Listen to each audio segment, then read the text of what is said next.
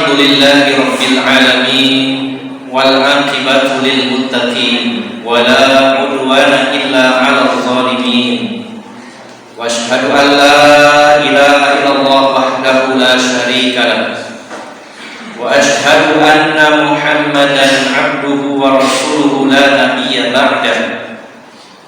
Allahumma salli wa sallim wa barik ala nabiyyina Muhammadin wa ala alihi wa sahbihi ajma'in.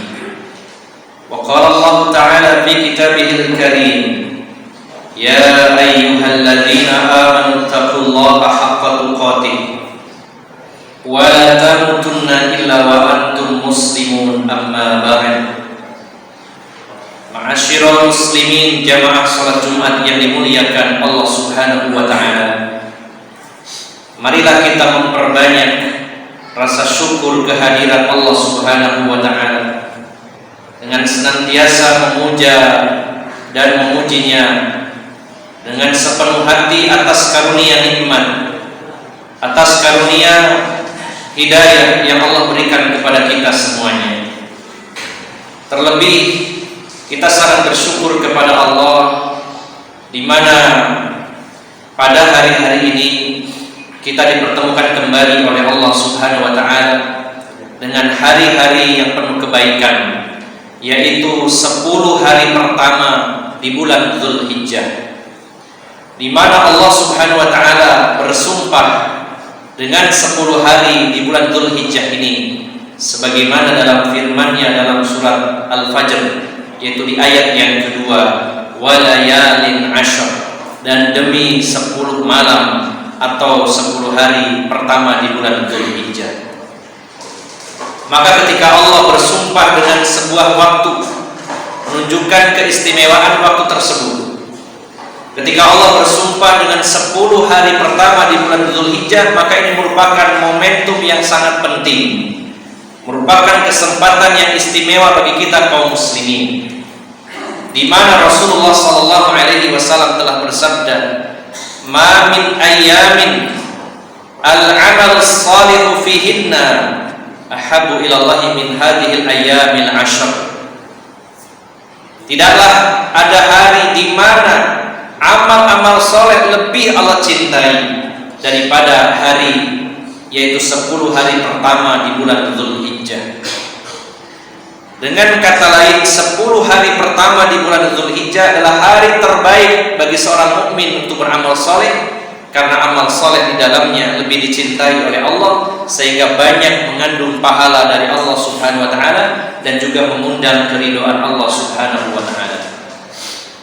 Mari kita perbanyak hari-hari ini dengan banyak zikir kepada Allah Subhanahu wa ta'ala, sebagaimana dalam hadis yang lain melanjutkan hadis yang tadi. Rasulullah menganjurkan fa'akthiru fihinna minat tahlil wa takbir wa tahmid, maka perbanyaklah di 10 hari pertama bulan Dzulhijjah ini kalimat-kalimat tahlil la ilaha illallah dan takbir Allahu akbar dan juga tahmid, yaitu ucapan alhamdulillah, bersyukur kepada Allah Subhanahu wa ta'ala.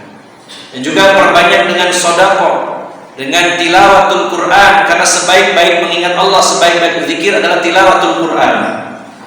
Dan juga tidak lupa dengan berpuasa di dalamnya. Maka bagi seorang mukmin, setiap ada pengkhususan dari Allah dan Rasulnya tentang satu waktu, satu momen, maka dia tidak akan sia-siakan dan tidak akan dilewatkan begitu saja. Semoga Allah Subhanahu wa ta'ala senantiasa memberikan semangat kepada kita untuk beribadah dan taat kepadanya, khususnya di 10 hari pertama bulan Dzulhijjah ini. Tidak lupa salawat dan salam semoga senantiasa dilimpahkan dan disampaikan kepada Nabi kita yang tercinta, Rasulullah Muhammad sallallahu alaihi wasallam. Allahumma salli wa sallim wa barik ala nabiyyina wa habibina wa syafi'ina wa qurrati a'yunina sayyidina Muhammadin wa ala alihi wa sahbihi ajma'in. Tidak lupa khatib mengajak kepada pribadi khatib khususnya dan kepada jamaah pada umumnya, mari kita senantiasa berupaya, berusaha dan bersungguh-sungguh untuk menaikkan dan meningkatkan kualitas ketakwaan kita kepada Allah Subhanahu wa ta'ala. dengan selalu bersungguh-sungguh menjalankan semua perintah Allah dan dengan bersungguh-sungguh secara totalitas menjauhkan diri dari segala dosa-dosa dan maksiat-maksiat, serta menjauhkan diri dari melanggar larangan-larangan Allah Subhanahu wa taala. Ma'asyiral muslimin, jamaah salat Jumat yang dimuliakan Allah Subhanahu wa taala. Misi utama dakwah Rasulullah Muhammad SAW adalah menyempurnakan akhlak manusia. Sebagaimana dalam sebuah hadis beliau bersabda, "Innama bu'ithu liutammima makarimal akhlaq." Aku ini diutus hanyalah untuk menyempurnakan akhlak manusia. Misi utamaku diutus oleh Allah Subhanahu wa taala, kata Rasulullah, bagaimana caranya agar manusia memiliki akhlakul karimah, memiliki akhlak yang utama dan mulia. Dan para ulama, di antaranya Imam Ibnu Qayyim Al-Jauziyah rahimahullah, telah membagi tentang akhlak ini, yaitu yang pertama, akhlak kepada Allah Subhanahu wa taala harus kita perbaiki. Yang kedua, yaitu akhlak kepada Rasulullah sallallahu alaihi wasallam yang juga harus kita perbaiki. Dan yang ketiga barulah akhlak kepada sesama manusia. Maka ma'asyiral muslimin, jamaah salat Jumat yang dimuliakan Allah Subhanahu wa taala, berakhlak bukan berarti hanya akhlak kepada manusia, tapi yang lebih penting adalah akhlak kepada Sang Pencipta, yaitu Allah Subhanahu wa taala. Bagaimana mungkin seseorang bisa berakhlak mulia kepada sesamanya sementara akhlaknya kepada Allah tidak diperbaiki? Bagaimana dia bisa memperbaiki hablum minan nas, hubungan dengan manusia, sementara hubungannya hablum minallah, hubungannya dengan Allah, dia abaikan? Justru yang terbaik dan yang benar adalah mendahulukan memperbaiki akhlak kepada Allah, kemudian baru akhlak kepada makhluknya. Maka ma'asyiral muslimin, jamaah salat Jumat yang dimuliakan Allah Subhanahu wa taala, salah satu adab dan akhlak kita kepada Allah yaitu kita senantiasa husnuzon kepada Allah Subhanahu wa taala, yaitu berbaik sangka kepada Allah Subhanahu wa taala. Bukankah sebuah akhlak yang tercela ketika kita ini sering memiliki sifat dalam hati kita berburuk sangka kepada orang lain? Bukankah Allah juga telah melarang kepada kita untuk berburuk sangka kepada sesama? Sebagaimana Allah berfirman, "Ya ayyuhalladzina amanu ijtanibu katsiran minadh-dhann, inna ba'dadh-dhanni itsm." Wahai orang-orang yang beriman, jauhi oleh kalian sebagian persangkaan, karena sebagian persangkaan itu termasuk itsm, yaitu dosa. Dimaksud sebagian di sini adalah yaitu berburuk sangka kepada orang lain. Tidak semua persangkaan itu berdosa, karena Allah menyatakan sebagian dari persangkaan. Maka sebagian dari persangkaan itu maksudnya adalah su'udzon, berburuk sangka kepada orang lain. Sedangkan husnudzon kebalikannya, sebagian dari persangkaan justru dianjurkan dan berpahala, yaitu berbaik sangka kepada manusia, berbaik sangka kepada sesama. Maka jika kita saja diperintah oleh Allah untuk berbaik sangka kepada manusia, tentu berbaik sangka kepada Allah lebih didahulukan. Dan jika berburuk sangka kepada manusia itu dilarang, maka berburuk sangka kepada Allah tentu lebih dilarang lagi. Ma'asyiral muslimin, jamaah salat Jumat yang dimuliakan Allah Subhanahu wa taala, apa yang akan Allah lakukan dan apa yang Allah akan berikan itu tergantung dari persangkaan kita. Allah akan bertindak kepada kita sesuai dengan persangkaan kita. Di dalam hadis sahih riwayat Bukhari dan Muslim, hadis muttafaqun alaih, artinya para ulama sepakat akan kesahihannya.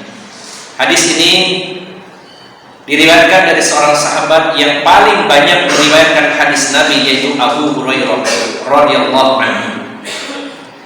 Beliau berkata, "Anna Rasulullah sallallahu alaihi wasallam yaqul," bahwasanya Rasulullah sallallahu alaihi wasallam telah bersabda, "Qala Allah Ta'ala, Allah Subhanahu wa ta'ala berfirman.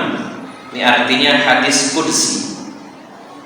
Bila ayat Al-Qur'an maknanya atau isinya maupun teksnya langsung dari Allah Subhanahu wa ta'ala. Al-Quran adalah wahyu yang mana isinya dan juga teksnya langsung dari Allah Subhanahu wa ta'ala.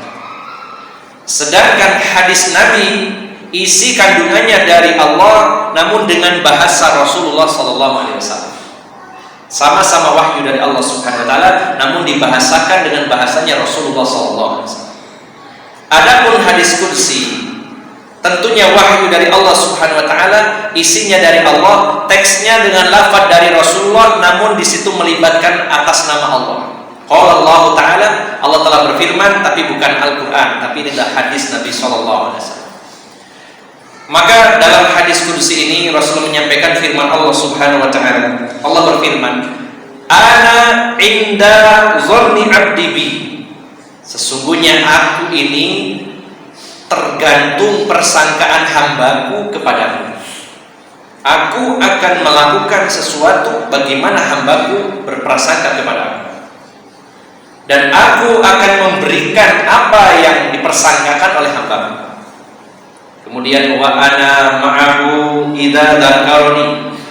Sesungguhnya aku bersamanya ketika dia atau mereka mengingatku. Aku bersama dengan hamba-hambaku ketika hamba-hambaku itu mengingat aku. Fa in zakaroni fi nafsi dzakartuhu fi nafsi. Kalau hamba-hambaku mengingatku dalam kesendirian, maka aku akan mengingatnya dalam diriku.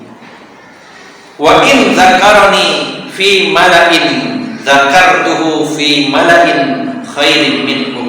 Jika hamba-hambaku mengingatku dalam satu perkumpulan, maka aku akan mengingat mereka dalam perkumpulan yang lebih baik, yaitu perkumpulan para malaikat-malaikatku, kata Allah Subhanahu wa ta'ala.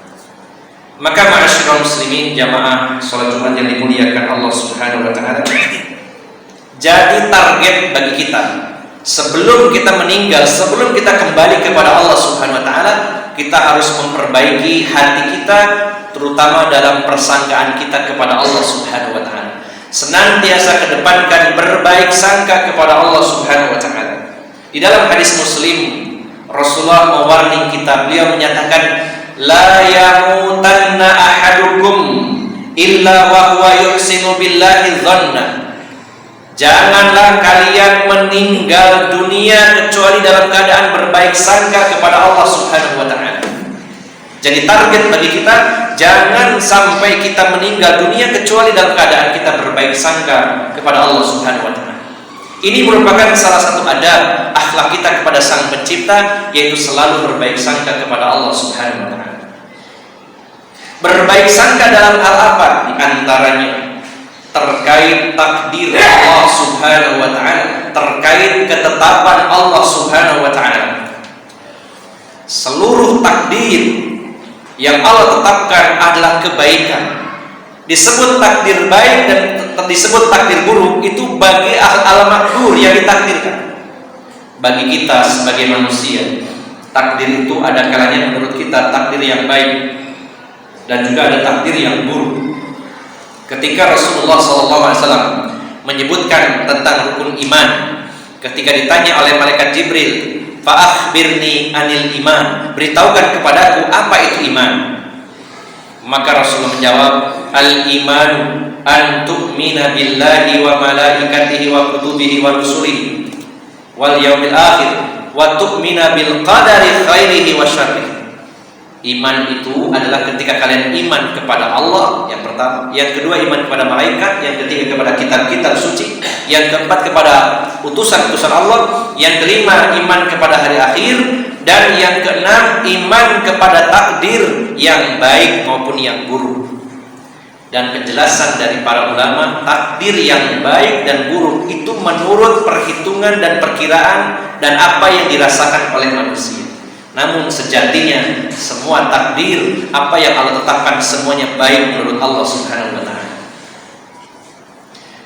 Jika kita ditakdirkan oleh Allah Subhanahu wa ta'ala menjadi orang yang diberi kesehatan lahir dan batin, maka menurut kita itu adalah kebaikan. Dan kita mengatakan ini nasib yang baik, ini takdir yang baik. Dan ketika manusia ditimpa sakit yang parah, maka dia akan mengatakan ini nasib buruk bagi saya, ini takdir buruk bagi saya. Dan itu tidak disalahkan secara umum bila manusia memandang takdir Allah itu ada yang baik, ada yang buruk, karena Rasulullah sendiri menyatakan demikian. Tapi harus kita ingat bahwa semua ketetapan Allah pasti baik menurut Allah Subhanahu wa taala, karena kita tidak tahu rahasia apa di balik itu semua. Bila kita punya rencana, ternyata Allah punya rencana lain dan rencana kita gagal total, sementara Allah punya rencana lain, maka rencana Allah lah yang terbaik, karena Allah yang Maha tahu apa yang akan kita alami di masa mendatang. Maka ini benar-benar butuh penanaman akidah tauhid yang mendalam pada diri kita untuk selalu dan senantiasa berbaik sangka dengan segala ketetapan takdir Allah Subhanahu wa taala. Ketika Allah menjelaskan ayat tentang jihad, namun bukan semata-mata pembahasan tentang perang, namun ada pelajaran yang bisa kita ambil di dalam surat Al-Baqarah ayat 216. Allah berfirman, kutiba alaikumul qitalu wa huwa kurhul lakum. Diwajibkan atas kalian pada momen tertentu, diwajibkan untuk berperang di jalan Allah Subhanahu wa taala. Dan secara manusiawi yang normal kita tidak suka dengan perang. Ada peribahasa dalam bahasa Indonesia, menang jadi arang, kalah jadi abu. Namanya perang, yang menang yang kalah sama babak belurnya. Kita perhatikan bagaimana peperangan-perang itu banyak memakan korban jiwa, kehancuran material, infrastruktur dan lain-lainnya. Banyak orang yang kehilangan anaknya, kehilangan orang tuanya, kehilangan suami dan istrinya. Yang menang maupun yang kalah, namanya perang itu babak belur. Secara manusiawi manusia tidak suka dengan perang. Secara manusiawi manusia itu tidak suka percekcokan, permusuhan. Ketika Allah mengatakan kutiba alaikumul qitalu wa huwa kurhul lakum, diwajibkan atas kalian berperang di jalan Allah dan itu tidak kamu sukai. Namun kata Allah, wa asa an takrahu syai'a wa huwa khairul lakum wa asa an tuhibbu syai'a wa huwa kurhul lakum. Wallahu a'lamu wa antum la ta'lamun. Boleh jadi sesuatu yang kamu benci sebenarnya ada kebaikan di dalamnya, dan boleh jadi sesuatu yang kamu sukai ternyata ada keburukan di dalamnya. Allah yang lebih tahu dan kalian tidak tahu apa-apa. Sehingga para ulama menjelaskan bahwa perang itu memang tidak disukai, tapi ada kalanya banyak kebaikan daripada tidak perang. Ketika musuh datang menyerang negeri kita, seandainya kita berdiam diri, gak usah perang, gak suka saya dengan perang, maka bisa jadi kerusakannya akan jauh lebih besar. Bisa jadi negeri kita dijajah, bisa jadi kita diperbudak, dirampas hak kita, dan keburukannya jauh lebih besar. Namun dengan berperang kita menghadang musuh yang menyerang negeri kita, terjadi peperangan, banyak korban jiwa, tapi bisa jadi kita menang dan musuh terusir, maka kebaikan akan kita dapatkan. Bisa jadi seperti itu. Namun ma'asyiral muslimin jamaah salat Jumat yang dimuliakan Allah Subhanahu wa taala, pelajaran yang bisa kita petik bukan semata-mata pembahasan tentang perang, namun Allah menjelaskan bisa jadi yang menurut analisa kita ini gak suka dengan ini, bisa jadi itu ada kebaikan menurut Allah Subhanahu wa taala yang Maha tahu. Dan menurut perhitungan analisa kita, ini saya suka dengan ini, bisa jadi ada keburukan yang tidak kita ketahui dan Allah mengetahuinya. Berapa banyak rencana-rencana kita ini tidak Allah kabulkan, tidak Allah luluskan, dan ternyata Allah punya rencana lain yang jauh lebih baik bagi kita, karena Allah yang Maha tahu dan kita tidak tahu. Maka ini salah satu contoh saja dalam berbaik sangka kepada Allah dengan segala kebijakan dan keputusan serta ketetapan Allah Subhanahu wa taala. Maka apapun yang kita alami pada hari ini, apakah itu berupa kebaikan menurut kita dan apakah itu berupa keburukan menurut kita, maka menurut Allah semuanya baik dan pasti ada maslahat, ada manfaat dan ada hikmah di balik semua ini, sehingga kita akan jadi hamba yang ridho dan ikhlas dengan segala ketetapan Allah Subhanahu wa taala, karena kita selalu berbaik sangka kepada Allah Subhanahu wa taala. Semoga kita dijadikan oleh Allah sebagai hamba-hamba yang selalu memperbesar persangkaan yang baik kepada Allah Subhanahu wa taala. Aqulu qauli hadza wa astaghfirullah li wa lakum.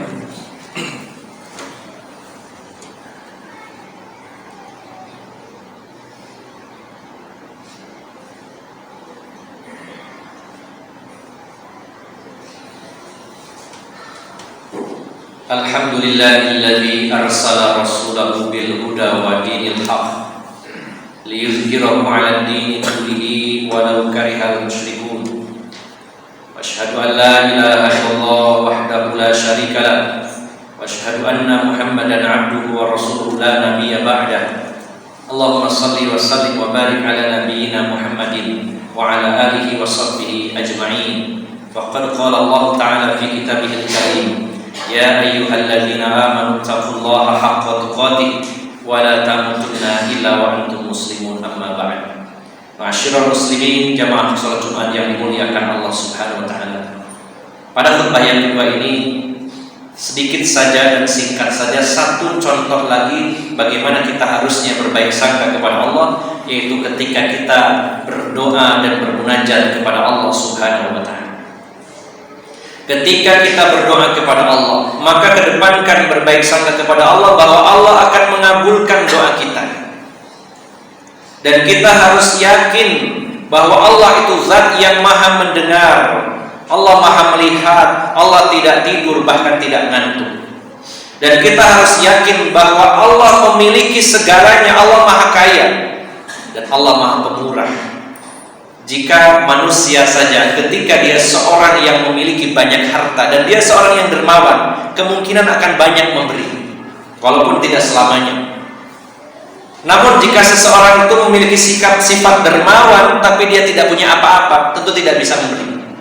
Atau sebaliknya, dia memiliki banyak harta tapi pelit, maka tidak bisa memberi. Sementara Allah harus kita yakini, Allah itu maha kaya, alam raya ini miliknya, dunia dan seisinya miliknya. Allah maha kaya dan sekaya-kayanya, dan Allah maha pemurah, maha pengasih, maha dermawan. Maka kita harus yakin ketika kita berdoa kepada Allah, kita harus yakin dan berbaik sangka bahwa Allah maha mendengar, melihat, dan akan mengabulkan doa kita. Maka apa yang Allah berikan adalah sesuai persangkaan kita. Kalau kita berdoa dan kita tidak yakin dan sudah mengedepankan buruk sangka kepada Allah, tidak mungkin doa saya dikabulkan, maka bagaimana kita meminta sementara kita tidak meyakini doa kita akan dikabulkan oleh Allah Subhanahu wa taala.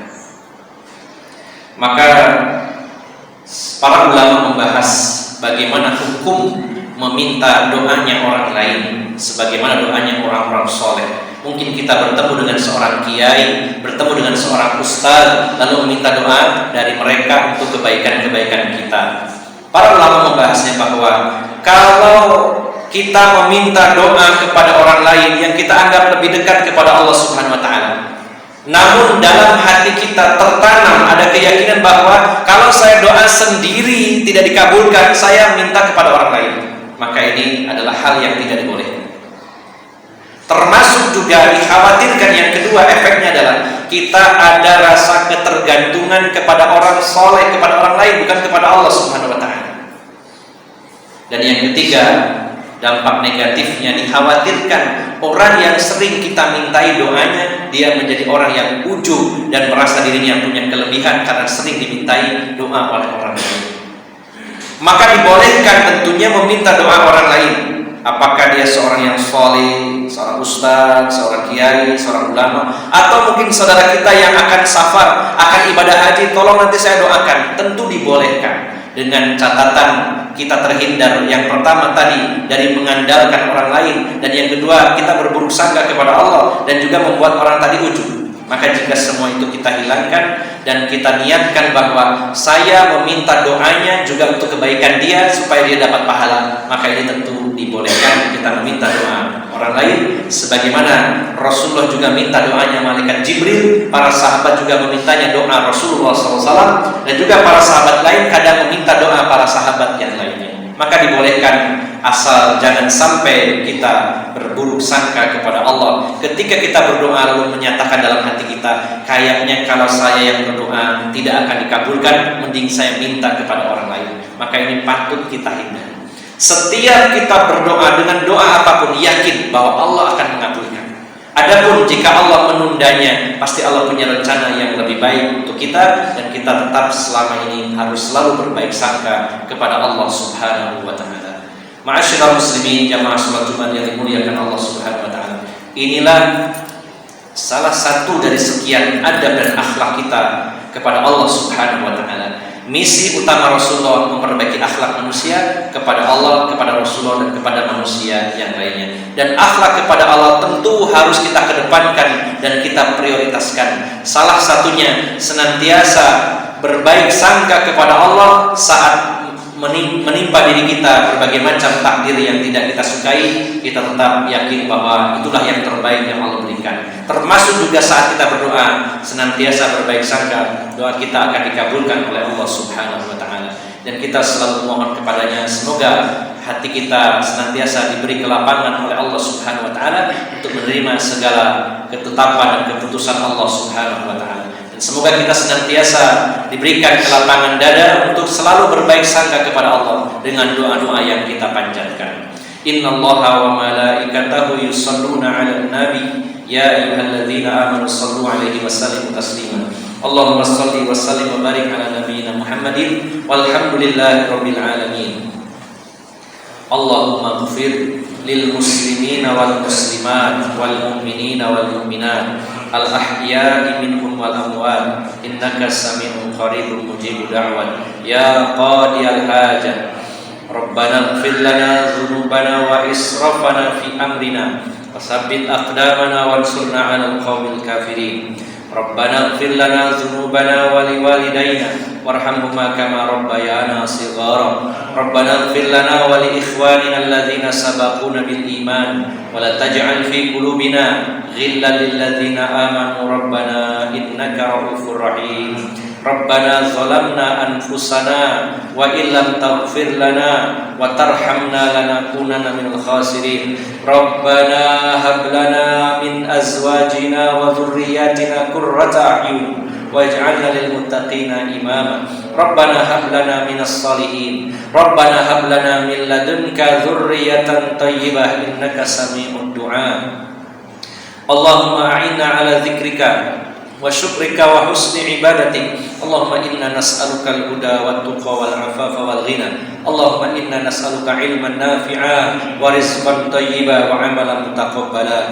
Rabbana la tuzigh qulubana ba'da idh hadaitana wa hab lana min ladunka rahmah innaka antal wahhab. Allahumma ya muqallibal qulub tsabbit qulubana ala dinik wa ya musarrifal qulub sarrif qulubana ala ta'atik. Allahumma anta rabbuna farzuqnal istiqamah. Allahumma khtim lana bi husnil khatimah. Rabbana atina fid dunya hasanah wa fil akhirati hasanah wa qina adzabannar. Subhana rabbika rabbil izzati amma yasifun. Wassalamun alal mursalin walhamdulillahi rabbil alamin. Aqulu qawli hadza wa astaghfirullaha li wa lakum wa akhiru da'wana anil hamdulillahi rabbil alamin.